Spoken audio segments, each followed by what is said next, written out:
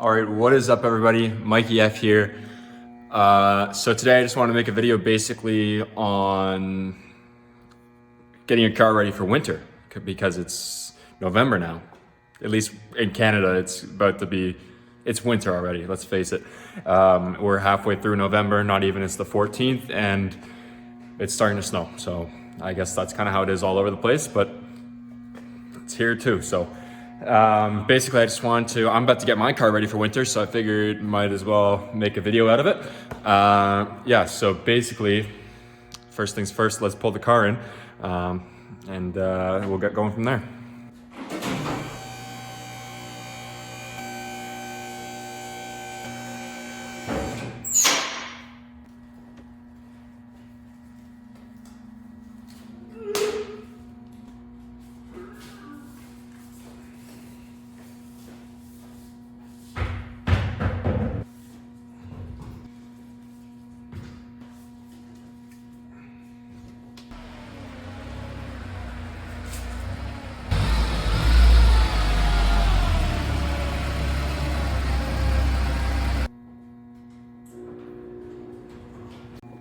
All right, so the first thing you want to do after you have your beautiful Honda Prelude pulled in, there's a couple things that I like to do, but obviously the first thing you'd like to do if you're getting your car ready for winter is putting your winter tires on.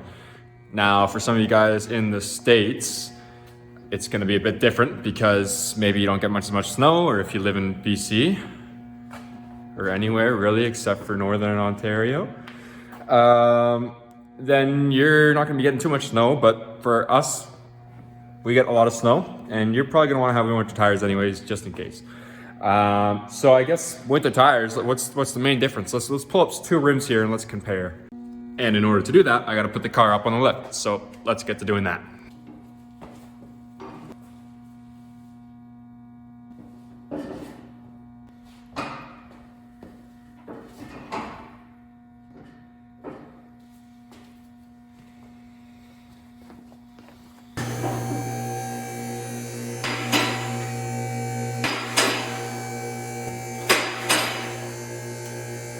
All right, and now that I got this lovely vehicle at chest height, I'm gonna take off this front tire because this is a winter tire.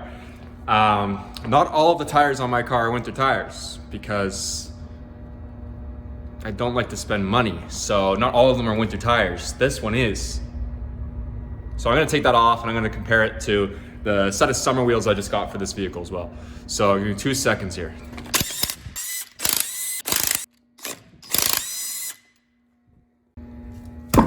Oh, sure, yeah.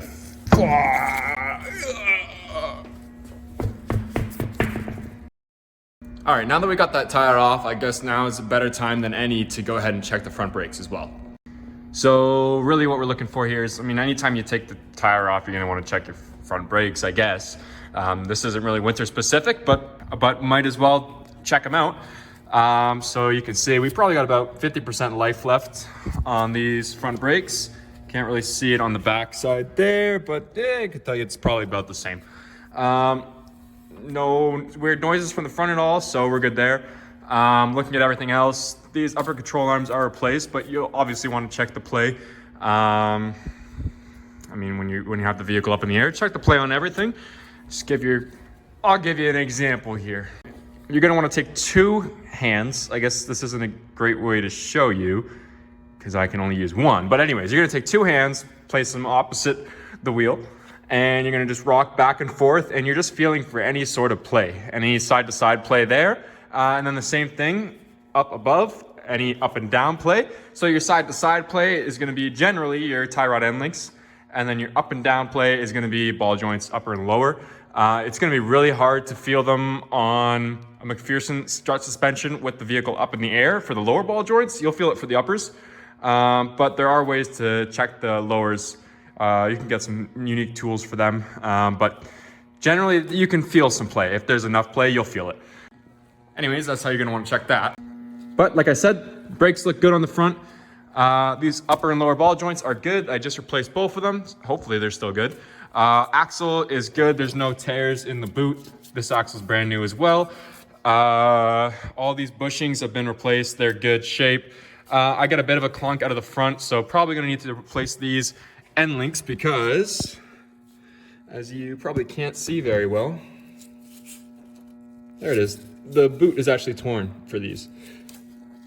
So they're gonna need to be replaced relatively soon. However, there's no play in them right now, so I'm not gonna bother replacing them because I don't have time or the part. Anyways, so back to these front tires. So every tire tread is designed differently, right? I mean, obvious example, this tread here is different than this tread here. But for snow tires, it's a tiny bit different. Like, you're gonna have deeper grooves and generally a lot more of them. And that's so that you can get that snow out of the tires and it's not gonna be just filling the entire tire up and you have no traction at all. Now these that I got on here are winter contacts, Continentals. I got them for 50 bucks for 2, so not a bad deal. And honestly, they're a pretty good tire. Like, I haven't experienced any snow with them yet, but should be pretty good. So basically, when we're checking our tires, we use a tread depth gauge. Let's see if I can find one. There we go. So we're using a tread depth gauge, just like this one here. And we're gonna stick it in the tire like so, and just press that tread depth gauge down. Now this one's pretty unique. This one I use for safety inspections. You got your whole green area there, and then your yellow and red. For yellow is like it will pass the safety, but probably should be replaced, and red is not gonna pass the safety. Green passes the safety. As we can see here, we've got 7 mils left. I'm going by millimeters because I'm Canadian, so we're gonna wanna inspect the date code, and you're gonna find that either on the inside or the outside of the tire. It depends which way it was mounted. Some tires, when they're directional, they'll even have it on the inside just because they only put it on one side. Anyways, that's gonna be your DOT number, and that's this guy right here. So this tire was manufactured the 25th week of 2017. So this tire is 5 years old. Generally, I would recommend replacing tires after 5 years. However, this tire isn't dry rotted terribly. The rubber is still rubbery. It's not rock hard. And you can see, no, it's not really dry rotted.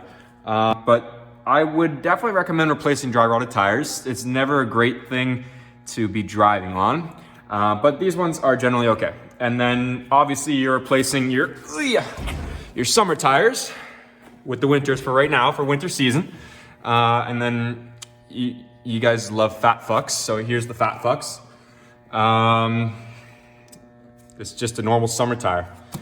Same thing, you can see the grooves aren't, they're not as big, and they don't go throughout the whole tread. So you can see here, the grooves kind of stop. They don't actually open up like these do. And that's to get all the snow out of the tire, out of the tread. And you're gonna have multiple different types of snow tires. And there's also all season tires, or all weather, or whatever the hell they call them. Now, a lot of people think you can just run those in snow, which is like a half truth. There are certain ones you can, but they have to have, they gotta have this guy on there.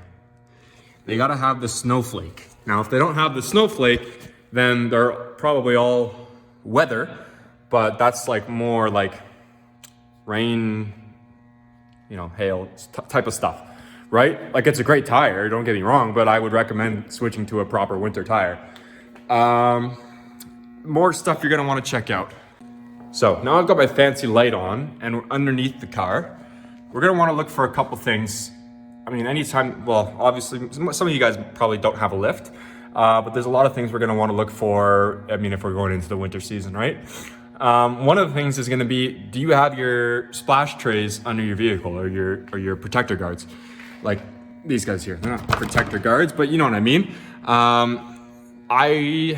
It's really great to have, because otherwise, if your area puts a lot of salt down on the road, a lot of stuff just gets kicked up in there and sits on top of the subframe and everything, and it can just lead to not having a great time come a couple years in the future. Some other things you're gonna wanna look for, oil leaks. You can see this is a 20-year-old Honda, so it's got quite a few leaks. Now, am I gonna be addressing those? Yeah, I have a 5-liter jug of oil in the trunk. Anyways, carrying on. Like, this is just a general inspection as well of the vehicle. So inspect friggin' everything, right? Fuel lines and your brake lines. You're gonna wanna check those all the way back. Make sure you don't have any terrible rust spots. Now, for this car being a Canadian car its entire life, she is minty clean. And a lot of that is thanks to the previous owners spraying the vehicle. So I would definitely recommend that you spray the vehicle, oil spray the vehicle. No matter if you live in a salty or non-salty place, it just prolongs the life of the vehicle tenfold. You can see here, this vehicle has been sprayed in the past, and most likely I'm gonna get it sprayed again. I just haven't had the time again to do that. So that's one thing you're gonna wanna do as well. Get the vehicle sprayed, undercoat rust checked, and it's gonna save you a lot of headaches in the future, and it's gonna make your car last a very long time. Same thing with inspecting the rear brakes. As you can see, my rear brakes need to be replaced. The pads are fine, but the rotors are donezo. The rotors are delaminated. I'll show you a pair here. This here is a delaminated rotor as well. You can see we got chunks of the surface just missing all over. It's what happens when we let our cars sit. I'm seeing a lot of that now, vehicles coming in after the pandemic of just having rotors that have just lost their lamination and they started to delaminate, as well as pads. Okay, so that's everything that I would check under the vehicle. Now we're gonna head up top under the hood and I'm gonna show you guys some more things to check out. And of course, when you're taking that wheel off and you're putting it back on, when you're putting your snow tires on, you better make sure you torque that bad boy down after you take those wheels off and put them back on. You're not gonna have much fun if it flies off on the highway. When torquing, we're gonna go in a star pattern, just like this. It's hard to do it with one hand.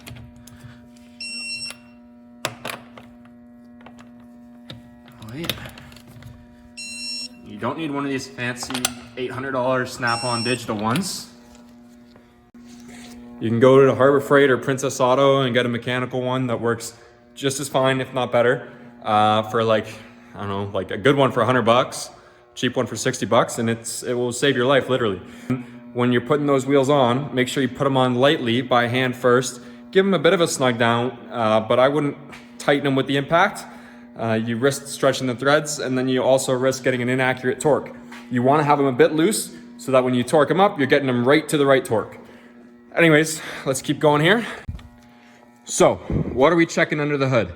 So, first things first, obviously we're gonna check our oil. So this is a Honda Prelude, so it's gonna be low on oil. Look at that. I was right, I'm a genius. And I haven't even wiped the stick off yet, which probably means she's even lower. So, that's the first thing. You wanna wipe your stick off, so pull it out, wipe it off, put her back in, take her out, and measure your reading. See, I'm like right at that minimum line there, so I gotta top her up. Next thing, I mean, you check all your fluids, check your power steering fluid, check your brake fluid. I got a special check for you guys checking the brake fluid, and I got a special check for you guys checking the rad fluid. Rad fluid, coolant, Jesus. And then we're gonna do a battery test as well. So we're gonna do a battery test, we're gonna check our fluid water content, and we're gonna check our brake, what is this? This is the contamination? And then we're gonna check our brake fluid quality as well. So let's do that. So this is a cheapo brake fluid tester off Amazon. I think this one was like 15 bucks Canadian. So that's like $2 American. Basically what you wanna do is open it. And the lovely people at Amazon went ahead and put the tag right over the instructions, but I think we can figure out how it works. All right, and I am gonna link this one below, but just know it does not come with the AAA battery that's supposed to be in here, so you're gonna have to take apart a flashlight or two until you find one. But anyways, here's how it's gonna work. So basically, you're gonna take the fluid reservoir cap off your Basically, you're just gonna take the cap off your brake fluid reservoir, and obviously my car's manual, so I have a brake fluid reservoir and a clutch master cylinder fluid reservoir. So you're gonna take this cap off. Oh geez, they really put it on there. Okay, you're gonna take the cap off, and then you're gonna press this little guy on the top here. You're You're gonna stick her in, just like this. You're gonna press the little guy on the top, and it's gonna measure. Is it measuring or is it measured? Okay, well, it seems to think that the brake fluid is okay, and that's all she wrote. Brake fluid's okay. So I guess that's good. Results said okay on here. I'm gonna go ahead and trust that $15 Amazon purchase, and we're gonna say this brake fluid's okay. But always a good thing to check. Next, we're gonna check let's check our rad fluid. Coolant, it's coolant. Let's check our coolant. Really important for this next part, if you just were driving your car for a bit, and she's warm, wait for it to cool off, and don't just go unscrewing the rad cap willy-nilly. This could just melt your skin off, literally melt your skin off, so you wanna take some caution here. Basically what we're gonna do is you're gonna take a nice you're gonna take a nice rag. You can feel she's still a bit warm, but we'll give her a go here. Hold pressure on the cap. You're gonna twist slightly to relieve the pressure in the system. And you're gonna slowly bring it up. I didn't have that much pressure in there. It's actually gonna be a better idea to test. I don't have much fluid in there. I should probably top her up. No worries. We're gonna actually test it at the reservoir here. So let's just take our reservoir out. And basically we're doing this because we want to make sure we have the correct blend, water to coolant, and we're not just full of water and we're gonna freeze the engine block and have to rebuild the engine. So they sell this on Amazon as well. I'm just buying these new because I didn't have them laying around in my shop. They're all broken. This one's got some funky green slime in there. So basically, you're gonna take the little hose that's on the bottom here and stick her in the reservoir. And we're gonna wanna fill this chamber until we're at that fluid level mark there. And now mine's very opaque because I just had to fill a bit with water because I could not, for the life of me, reach it. But that's okay, because this is just for showing purposes. I know my stuff's okay. So we're gonna get, oh, she tooted a bit there. Okay, let's get her evened out here.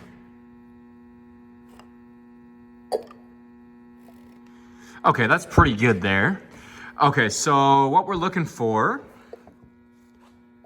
is we want it to be good. So basically these measurements here are in Celsius and Fahrenheit. So these are what the antifreeze is good for. Now in my winters down here, we're gonna want it a bit higher because usually we can get pretty high in the 30s. But like I said, I just filled it with water, so she's gonna be a bit off. But basically, you see we're at the fluid level here. This happy guy is at the top of whatever he's at the top of. And we want that middle guy, we want him to be where we're gonna be at. So this is saying, here's the freeze point. So this is what our coolant's gonna freeze at. Now if I was testing, there and not at the reservoir where I just poured a whole bunch of water, if the entire coolant system was filled and we're only at negative 23 degrees Celsius, I'm gonna go out to my car in the morning, I'm gonna start it, and the engine's gonna blow up. It's just gonna happen. But like I said, this is just for testing purposes, and I just filled her with a whole bunch of water. So yeah, so that's basically that test, and it's gonna save a whole lot of your asses here. And if you're a shop, this is a great tool to have, because while your customer comes in for any services, even if it's just a tire change since it's winter season, you're gonna be able to tell them, they might think it's a scam, but you're gonna be able to tell them, hey, I just tested your coolant and it looks like you're a bit low on your freezing point. So recommend a coolant flush. That's what I would do. And then you're just gonna take your brand new coolant, and it should be a 50-50 blend. If you get a 50-50 blend, just put the whole 50-50 in there. If you're getting a blend where you have to blend it yourself, just literally 50-50 it. A liter of water to a liter of coolant, pour her in. Otherwise, let's do the battery test now. Now, this one's a bit sophisticated because there's a proper tool for it. You can do it with a multimeter. That's a bit analog for me. I haven't done that in a while. That's what they taught us in trade school. There is a way to do it with the multimeter, but you got to have Buddy in the vehicle, give her some load. Okay, let's grab the battery tester here. So basically, if you're at a shop or you're at home, you can go out and spend $800 on a battery tester like this. Get ripped off by the Mac guy, the Snap-on guy, but it's a really good tool to have actually. And you're gonna go ahead and do as follows here. So the positive lead goes to the positive terminal on the battery, and the negative lead goes to the negative terminal on the battery. And then here we go. See? She comes to life here. So we're gonna go, so this is the battery. We're at 12.8 volts right now, 12.86 volts, which is a good voltage. Battery is in the vehicle. It's a regular battery, standard CCA. And we're gonna look for our cold cranking amperage, which should be on the battery here, this lovely Napa battery. We're at 650 for this cold cranking amperage. So we're gonna turn this bad boy up. Come on, all the way to 650. Come on, 650. And we're gonna click, okay. We're gonna click okay. And now it's gonna test the battery. That took all of 5 seconds. It's a good battery. So what we actually wanna do is do a starter test, because that's gonna tell what our battery is when it has a load on it.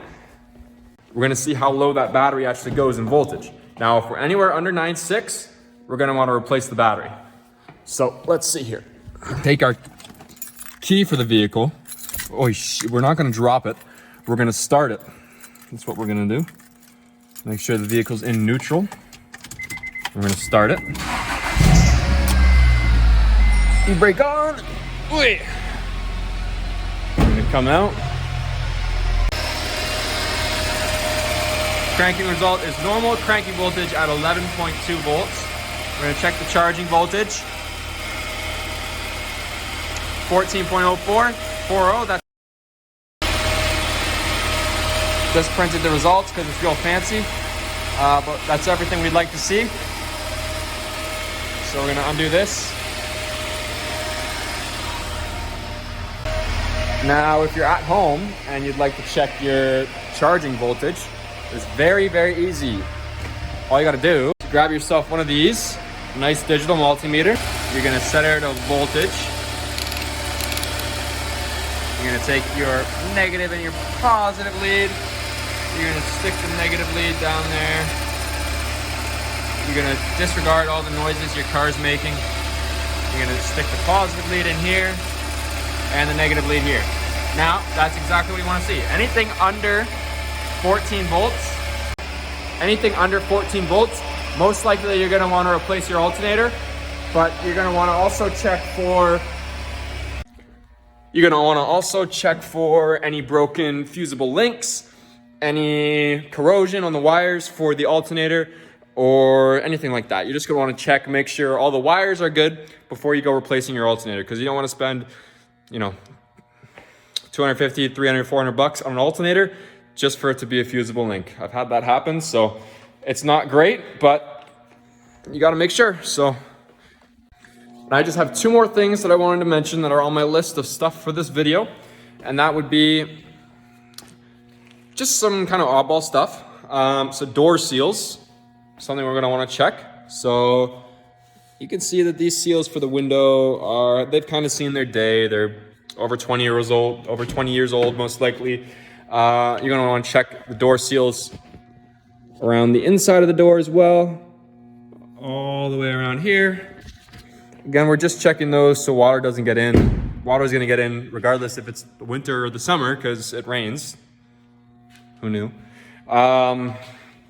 Anyways, and one more thing is, if you have rust spots, like I do, some honest first generation rust here, you're gonna wanna cover that up with, you can use automatic transmission fluid. If you have that just laying around, you can just smear it on there. I would take my bumper off and smear it down inside there. Now, I already know I'm most likely gonna have to redo this quarter, which honestly, for this being this much rust on a 21-year-old Canadian Ontario car, I'm in good shape. This can all be fixed next summer and she'll be great. That's why this bumper is fitting a bit weird, because it's bulging out here and making it fit weird. But anyways, if you just take a little bit of rust check or you take some ATF fluid, just smear it on there for the winter, you'll be set, and it's not, most likely it's not gonna get any bigger. Now, obviously, you're gonna have to reapply, and obviously it's not gonna save everything, but it's gonna be a lot better than just leaving it without anything. I got brake fluid in my eye and it's starting to burn. So anyways, that's basically all I wanted to talk about. If you enjoyed the video or you found it helpful or you want to mention more things, then leave a comment down below. This is my first video like this, and yeah, I hope you guys liked it. I hope you found it informative. Yeah, just leave some comments down below with some criticism, and we'll figure it out. If you guys are here for my other videos as well, then I'll probably have a neon update for you guys pretty soon. I think the last update I had done, I don't even know if it was a 2.4. I don't even know if it was running. So long story short, I haven't uploaded in a while. I've got a Z now too. I haven't updated in a while. I haven't uploaded in a while in general. There is a video I filmed in the summer about a 300ZX project I have. And I don't think I've uploaded that. I haven't even edited it. I probably won't, just because now it seems like too much work. But if I get bored and you guys want to see a video from 6 months ago, then I'll upload it. Yeah, the neon is running great now. Pretty much just got it all ready for the winter in terms of not going to be driving it. So insurance is gone, gas is pretty much running out of it. Makes about 450 right now. Still got to get it tuned with Mario. So we'll see how that goes. Yeah, so if you guys like the content, make sure to leave a like or don't, or leave a dislike, subscribe or block me. Yeah, go ahead and yeah, you can report me if you'd like. If you hate all my content, then that's perfect too. And then I will see you guys in the next one. Bye-bye.